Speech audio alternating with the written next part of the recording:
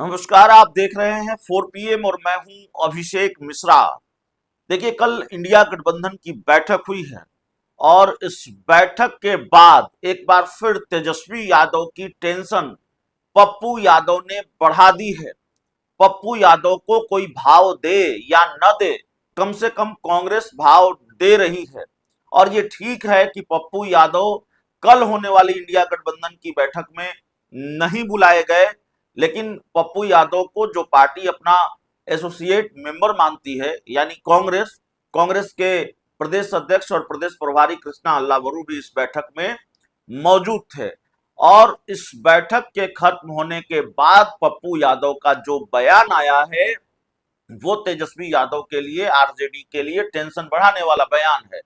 पप्पू यादव ने मांग की है कि सीमांचल की सीटें छोड़नी पड़ेंगी आरजेडी को, या छोड़नी चाहिए आरजेडी को। सीमांचल की ज्यादा सीटें आरजेडी को छोड़नी चाहिए और सीमांचल की ज्यादा से ज्यादा सीटें कांग्रेस को देनी चाहिए। दरअसल इसके पीछे खेल यह भी है कि सीमांचल की कुछ सीटों पर पप्पू यादव अपना उम्मीदवार उतारना चाहते हैं, और खासकर पूर्णिया लोकसभा क्षेत्र के तहत आने वाली जो कुछ सीटें हैं, उस पर तो पप्पू यादव का बहुत प्रभाव है। इस बात से इनकार नहीं किया जा सकता। अगर पूरी ताकत लगाकर भी आरजेडी और एनडीए पप्पू यादव को नहीं हरा पाया और निर्दलीय पप्पू यादव पूर्णिया लोकसभा का चुनाव जीत कर आ गए तमाम तरह के खेल के बावजूद, तो जाहिर तौर पर इसका मतलब यही है कि पप्पू यादव उस सीट पर बड़े प्रभावशाली हैं, वहां के वोटरों में वो प्रभाव रखते हैं। तो पप्पू यादव अपने कुछ लोगों को, हम बार बार आपको बता रहे हैं कि पप्पू यादव ने अपनी पार्टी का विलय कर दिया, जन अधिकार पार्टी का विलय कांग्रेस में हो गया। और पप्पू यादव की डील यही थी कांग्रेस के साथ 2024 के लोकसभा चुनाव के वक्त कि भाई हम अपनी पार्टी कांग्रेस में विलय करेंगे और आप हमको कांग्रेस का टिकट देंगे पूर्णिया से। लेकिन इसमें अड़चन बने लालू यादव, तेजस्वी यादव। कांग्रेस पप्पू यादव को पूर्णिया से टिकट दे पाती इससे पहले ही जेडीयू से आई बीमा भारती को आरजेडी ने सिंबल थमा दिया, लालू यादव ने उतार दिया। हालांकि बीमा भारती तीसरे नंबर पर रही और जेडीयू के संतोष कुशवाहा दूसरे नंबर पर है, और निर्दलीय पप्पू यादव ये चुनाव जीत गए। तो पप्पू यादव जाहिर तौर पर प्रभाव रखते हैं पूर्णिया की सीटों पर और पार्टी का विलय कर चुके हैं, लेकिन उनका जो कुनबा है वो उनके साथ है।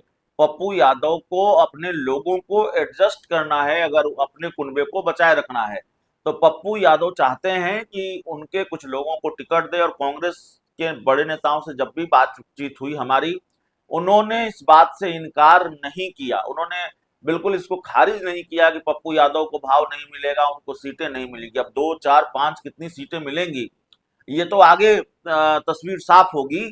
लेकिन पप्पू यादव की मंशा अगर है, पप्पू यादव कांग्रेस से ये उम्मीद पाले हुए हैं कि कांग्रेस उनको कुछ सीटें देगी उनके लोगों को लड़ाने के लिए, तो कांग्रेस ऐसा करने जा रही है। पप्पू यादव की उम्मीद कांग्रेस नहीं तोड़ेगी।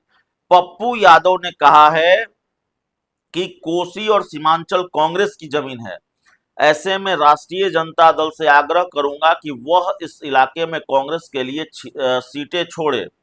पप्पू यादव ने कहा कि कोसी सीमांचल की जनता विकास और नीतियों के आधार पर मतदान करना चाहती है, न कि जाति के आधार पर। इस इलाके के लोग जात पात से ऊपर उठकर कांग्रेस को वोट करना चाहते हैं। और महागठबंधन की क्षेत्रीय पार्टियों को लेकर भी कांग्रेस, पप्पू यादव का बयान आया। उन्होंने कहा कि क्षेत्रीय पार्टियां कांग्रेस पर दबाव बनाने का प्रयास करती हैं, लेकिन किसी भी मुद्दे पर कांग्रेस के साथ खड़ी नहीं होती। भाजपा हमेशा कांग्रेस को अपना मुख्य विरोधी मानती है, जबकि क्षेत्रीय दल भाजपा से लड़ने की बजाय राजनीतिक समीकरणों में उलझे रहते हैं। ऐसे में बीजेपी का मुकाबला कांग्रेस कर सकती है।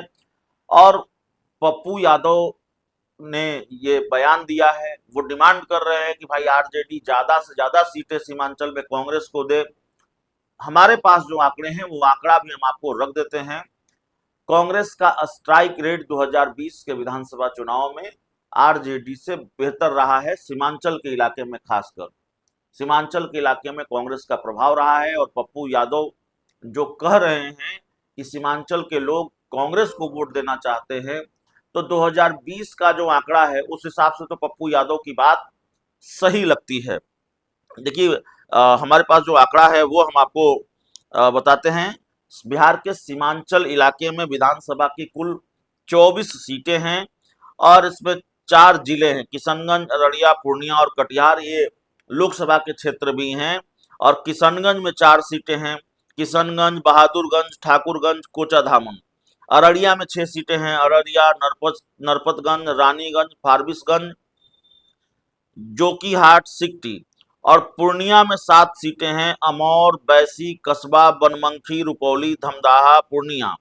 और कटिहार में 7 सीटें हैं, कदमा, बलरामपुर, प्राणपुर, मनिहारी, बरारी, कोरहा।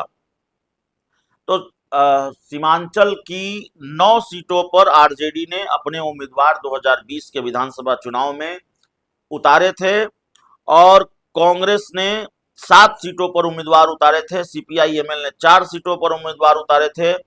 और कांग्रेस का स्ट्राइक रेट आरजेडी से बेहतर रहा था। कांग्रेस ने शायद 3 सीटें 2020 के विधानसभा चुनाव में जीती थी सीमांचल के इलाके में, और 1 सीट शायद आरजेडी जीत पाई थी, अगर मेरी जानकारी, मेरा आंकड़ा सही हो।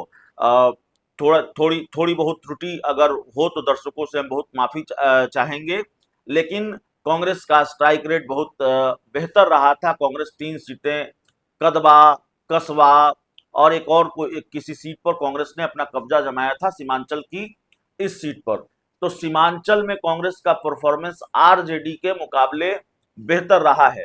और पप्पू यादव का खेल ये है कि सीमांचल की सीटें वो कांग्रेस के लिए डिमांड नहीं कर रहे हैं। पप्पू यादव सीमांचल की सीटों पर अपने उम्मीदवार उतारना चाहते हैं। कांग्रेस के लिए वो बैटिंग जरूर कर रहे हैं, लेकिन इसके पीछे पप्पू यादव का अपना खेल भी है कि सीमांचल की कुछ सीटें, जो सीटें मिल जाए, 2, 3, 4, 5, जितनी सीटों पर कांग्रेस पर बात बन जाए, और उनको पता है कि सीमांचल की सीटों पर अगर वो अपने उम्मीदवारों को लड़ाएंगे तो उनका स्ट्राइक रेट बेहतर होगा।